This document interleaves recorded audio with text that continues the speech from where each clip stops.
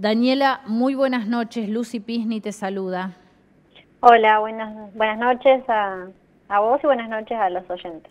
Daniela, la situación es así, tal cual la venimos describiendo, tal cual la sinteticé, obviamente, la carta de la profesional del Hospital de Zapala, pero ¿es eso lo que están viviendo en estos momentos?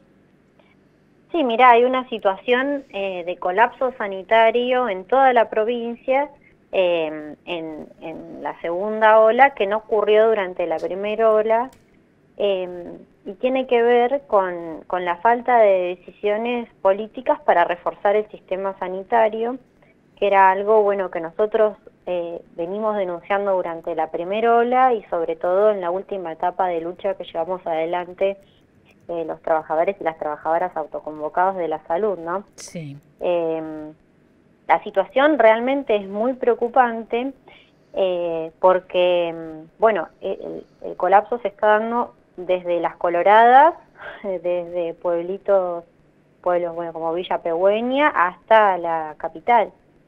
Entonces pasa esta situación como la que vos nombrabas, de que en Zapala hubo un paciente en la guardia intubado durante muchísimas horas esperando una cama en la provincia que no se encontraba disponible en ningún lado. Ujú. Eh, y eso, y además de la saturación de todo el equipo de derivaciones que habían hecho muchísimas derivaciones durante el fin de semana pasado. Daniela, ¿y cómo se hace frente entonces a esta situación? Porque, a ver, información oficial respecto a si se hicieron inversiones para hacerle frente a esta segunda ola, si hay más camas, si hay más respiradores, si se ha tomado personal. Obviamente no tenemos y estimamos que nada de eso se ha hecho. Entonces, ¿qué tenemos que esperar? El sacrificio mayor del personal, del recurso humano para seguir metiéndole horas de trabajo y esfuerzo para atender de la mejor manera? Claro, lo que vos decís es fundamental y es una denuncia que hicimos durante la primera ola. Acá la provincia tomó deuda por 140 millones, pero en los hospitales eh, seguimos con el mismo colapso, o sea, atravesamos eh, la misma cantidad de personal y con los mismos insumos acotados, etcétera, la crisis que vimos en la primera, pero la diferencia es que todos la vivimos juntos y con una rapidez que no se había dado durante la primera ola. Entonces, eh, acá están el mismo personal igual de cansado, perdón, el mismo personal pero mucho más cansado para enfrentar la segunda ola, Claro, porque el problema no son solo las camas solas no se atienden. claro. Acá puede haber muchísimas camas y muchísimos respiradores, pero si no está el personal y el personal capacitado, no sirven de nada. Acá, por ejemplo, en el hospital de Zapala, está sobresaturado el personal, no solo están ocupadas las camas, porque camas se pueden abrir, hay un hospital, una parte, un edificio nuevo, pero no hay quien las atienda. Claro. Acá están, por ejemplo, en la parte de UCICA, ¿no? De donde está la terapia intensiva sería, eh, hay 18 camas y de esas 18 camas hay personal para atender 14. O sea que el personal que está saturadísimo. Los médicos están haciendo guardias cada 48 horas prácticamente. En clínica médica, bueno, como denunciaba esta médica que vos nombrabas, que hizo una carta, dice que también para 24 pacientes que se pueden atender se está atendiendo a más de 27 en otros servicios divididos. Es decir que hay una situación de colapso eh, sanitario, pero por sobre todo por la falta de personal y la falta de formación del personal, Ujú. porque tuvimos muchísimo tiempo para reforzar el sistema sanitario. Se podría haber formado, se podría haber ingresado el personal incluso antes de la primera ola, pero se espera el colapso y no se toman las decisiones necesarias, porque acá se pensaba que con la vacunación Claro. se iba a frenar la segunda ola, pero las vacunas no llegaron. El tema es que no hay suficientes vacunas para vacunar a la población. ¿Por qué? Porque hay negociados con las vacunas. Las vacunas se producen en la Argentina para luego envasarse en otro país y comprarse desde otro muchísimo más caras. Entonces, un negociado hizo que lleguemos a la segunda ola, produjo que lleguemos a la segunda ola sin las vacunas suficientes. Uh-huh. Ahora con la cuestión ya está, llegó a la segunda ola, no está todavía la vacunación. Claro. Bueno, hay que frenar las actividades, realmente hay que poner un freno. Lo que pasa es que poner ese freno a la actividad significa decisiones políticas que influyan presupuesto, porque hay que compensar económicamente a los trabajadores que no pueden trabajar. Y esas son decisiones de presupuesto. Claro. Que el gobierno tiene que tomar. Pero además sabemos, Daniela, que esos apoyos que el año pasado se brindaron no llegan a todo el mundo y justamente no le llega al trabajador que más lo necesita, que es el cuentapropista, el que no está inscripto en ningún lado, el que sale todos los días a buscar una changa para vivir y que no puede hacerlo. Entonces, las autoridades políticas saben que la comunidad no va a responder ya en ese sentido porque la necesidad es inmensa, porque las decisiones apresuradas que se tomaron el año pasado en marzo de cerrar todo generaron realmente un impacto tan grande en la economía que los niveles de pobreza y de indigencia se dispararon de una manera impresionante. Entonces, ahora es muy complicado tomar esas medidas. Ahora, yo te consulto entonces, estimo que las autoridades sanitarias pusieron las esperanzas en lo que vos mencionás, la vacuna, que no llegó en tiempo y forma. Y no hubo previsiones de otro tipo, entonces, no hubo inversiones ni en personal ni en infraestructura. Ahora, yo pregunto, ¿el personal, el recurso humano capacitado, existe, se lo puede buscar en la provincia, en otros puntos de la Argentina? ¿Hay gente que puede venir a trabajar al sistema público o tampoco hay? No, sí existe el personal. El tema es bajo qué costo, porque alguien que viene de otro lugar a trabajar a la provincia, bueno, sufre un desarraigo. Claro. Si los salarios no son lo suficiente como para vivir. Si tampoco hay, es una sobreexplotación. Porque vos decís, bueno, ¿cuánta guardia voy a hacer? ¿En qué condiciones? ¿Cuáles son las condiciones laborales en las cuales voy a trabajar? Claro.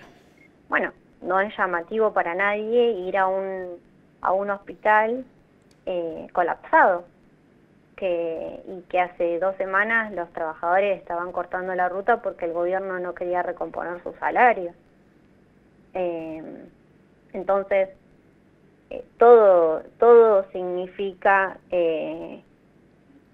decisiones políticas que implican un presupuesto que debería haberse puesto como principal objetivo reforzar el sistema sanitario, no ajustar los salarios de los trabajadores y las trabajadoras de salud, tener los insumos necesarios, porque no tenemos los insumos necesarios. ¿Qué les falta, Daniela? ¿Qué insumos faltan, por ejemplo? Y mira, todo es a cuentagotas. Nosotros estamos cruzando los dedos de que el jueves llega el camión con los insumos y que vengan los insumos que necesitamos. Yo, por ejemplo, trabajo en el laboratorio y nosotros nos faltan reactivos, nos faltan antibióticos para hacer las pruebas a los pacientes internados para saber qué sensibilidad tienen, qué medicamento se le da para que surja efecto. Eso para hacer las pruebas no lo tenemos. O vienen, uno pide 10 y cada 2 semanas te mandan uno. Una cuestión así, siempre, pero esto no es solo en la pandemia, ¿no? Lo que pasa es que en la pandemia es mucho más grave.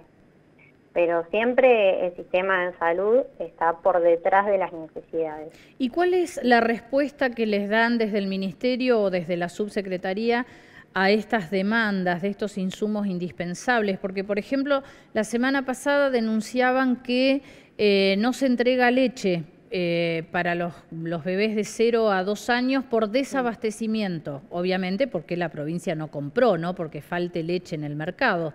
¿Qué respuesta les dan cuando no llegan los insumos que necesitan?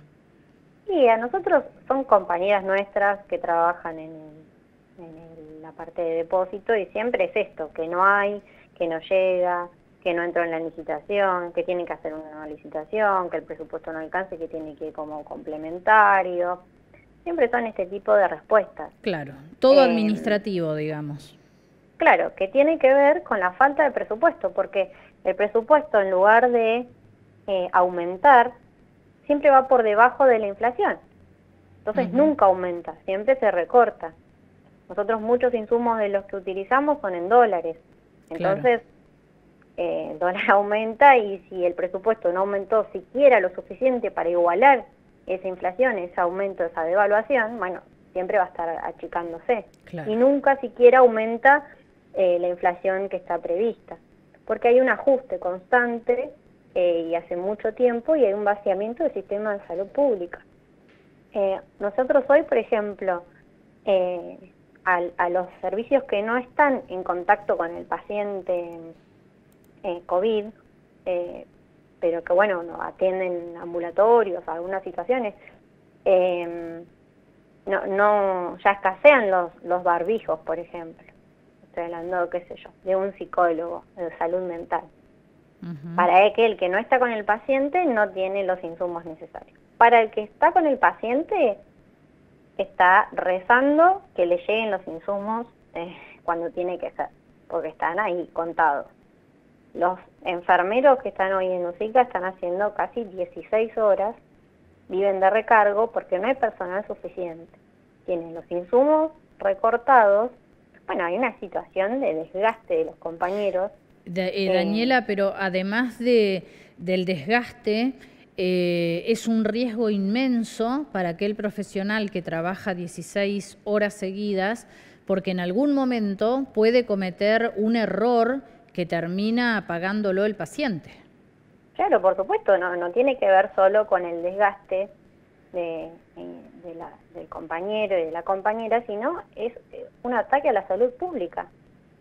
Porque cuando nosotros decimos que defendemos la salud pública, cuando defendemos nuestras condiciones laborales, cuando defendemos nuestras condiciones salariales, tiene que ver con eso, porque qué mejor que a alguien lo atienda un médico que durmió, que descansó, a que alguien que está desde 2019 sin tomarse licencias porque no ha podido, claro, porque no tiene siquiera el relevo o la persona que lo cubra. Entonces la situación es muy preocupante y por sobre todo porque no se está tomando cartas en el asunto, porque hace tiempo se deberían haber tomado decisiones políticas y es lo que nosotros, los trabajadores de salud y las trabajadoras, estuvimos denunciando antes de ir a cortar la ruta, porque nosotros nos empezamos a luchar antes. Venimos organizándonos durante la pandemia con los límites, pero bueno, esto que se vino organizando y explotó con el acuerdo salarial. Claro. Entonces, explotó con que la burocracia sindical, que es la garante del ajuste, no había recorrido un hospital para ver en qué condiciones estábamos. Es más, ahora en esta situación la burocracia sindical no está haciendo absolutamente nada para representar a los trabajadores y cuando tuvo que pactar nuestro salario lo hizo a nuestras espaldas. Entonces, todo esto que ahora hay una situación distinta también en la primera ola, que los trabajadores y las trabajadoras son quienes están denunciando la situación. Esto no lo está diciendo el Ministerio de Salud, no lo están diciendo los jefes de zona, ni los directores de los hospitales. Son los trabajadores que ya en una situación de colapso hacen las denuncias públicas. Vos fíjate que la situación del paciente intubado fueron los trabajadores de la guardia y también los trabajadores y las trabajadoras de USICA de Zapala. No hay informes oficiales de esta situación porque se quiere tapar, porque no se quiere dar cuenta del vaciamiento y de la falta de refuerzo que se le hizo al sistema sanitario. Y no solo eso, sino que la provincia está muy preocupada por hacer sumarios, por aleccionar, por descontar los días de paro de los trabajadores y las trabajadoras que estuvimos luchando, y no está preocupado por justamente esta situación. Es muy rápido para salir a denunciar y sumariar a quienes estuvimos luchando en defensa de la salud pública, pero es muy lento para reforzar el sistema sanitario y para tomar las decisiones que son necesarias en este momento. Bien. Que tiene que ver con defender la vida. Totalmente. Es la defensa de la vida de la población. Totalmente. Daniela, te agradecemos muchísimo un testimonio valioso de cómo lo viven desde adentro los trabajadores de la salud, la preocupación que hay, el cansancio y además entonces la necesidad de que nosotros como población tomemos conciencia de los cuidados que tenemos que tener para no requerir del servicio del sistema de salud pública. Te agradecemos mucho, Daniela. Bueno, gracias a ustedes.